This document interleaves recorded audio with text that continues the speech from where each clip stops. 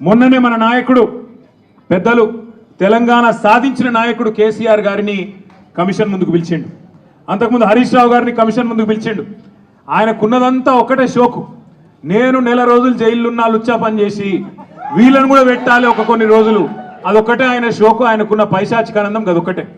సాడిస్టులు ఉంటారు చూడు కొంతమంది, నాకు దక్కంది ఎవరికి దక్కద్దు అన్నట్టు, నాకు జరిగింది నీకు కూడా జరగాలన్నట్టు ఆయన ఎట్టి పరిస్థితుల్లో కొన్ని రోజులు జైల్లో పెడదామన్నది ఆయన షోకు.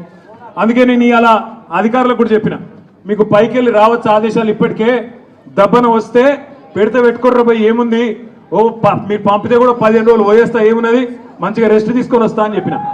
ఇప్పుడు కూడా మళ్ళీ చెప్తున్నా, తప్పు చేయలేదు, తలదించుకునే పని ఎంత మాత్రం చేయలేదు.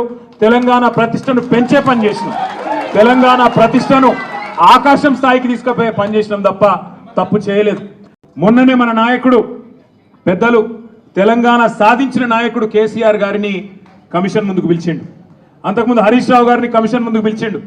ఆయనకున్నదంతా ఒకటే షోకు, నేను నెల రోజులు జైలున్నా లుచ్చా పని చేసి వీళ్ళని కూడా పెట్టాలి ఒక కొన్ని రోజులు, అదొక్కటే ఆయన షోకు. ఆయనకున్న పైశాచికానందం అదొక్కటే.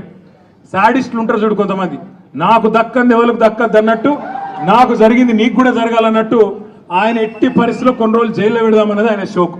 అందుకే నేను ఇలా అధికారులకు కూడా చెప్పిన, మీకు పైకి వెళ్ళి రావచ్చు ఆదేశాలు, ఇప్పటికే దబ్బన వస్తే పెడితే పెట్టుకోర్ర పోయి ఏముంది, మీరు పంపితే కూడా 15 రోజులు పోయేస్తా, ఏమున్నది మంచిగా రెస్ట్ తీసుకొని వస్తా అని చెప్పిన.